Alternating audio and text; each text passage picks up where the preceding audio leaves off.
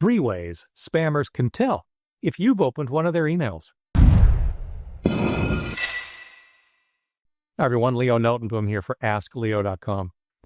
Spammers would love to know whether or not their messages reach real, live people. Why? Well, it tells them the email address they're using is real. It reaches a real, live person who apparently reads their content. Knowing that an email address is real means that the spammer can then target more of their spam at it. There are 3 primary ways that spammers can tell whether or not you looked at their message. Fortunately, all 3 of them are in your control. Number 1, images. Images can be included in an email in either of 2 ways. Inline, meaning that it's actually encoded within the email message, or remotely.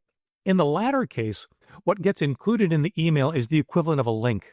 For example, the email might contain a reference to https:/image.askleomedia.com/leo3.png rather than the actual image of my signature. When the email is displayed, that image is then fetched from that link. The sender can tell that the image has been fetched. In the example above, because I own image.askleomedia, I can see when the file leo3.png has been accessed. Further, if the image reference contains additional information, I'd see that too. For example, if the reference was image.askleomedia.com/leo3.png email equals leo@somerandomservice.com. I can see not only that the image was referenced, but that it was likely referenced by leo@somerandomservice.com opening their email that contained it. Now, I've used a blatantly obvious example here, a blatantly obvious way to identify that email address. But there are many, many ways it can be obfuscated so you don't realize that there's an email address being sent back to whoever it was sent you that email.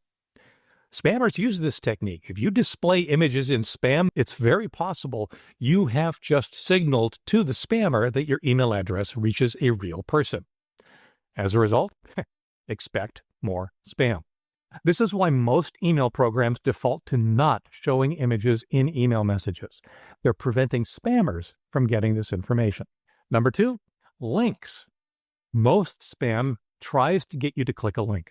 We generally think of phishing examples where the link leads to a page impersonating a legitimate service in the hopes that you won't notice.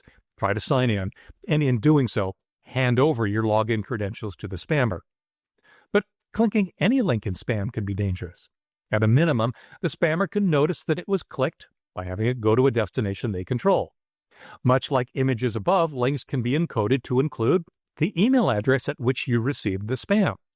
The net result is that the spammer is notified that the messages sent to that email address are read by a real person. Expect more spam.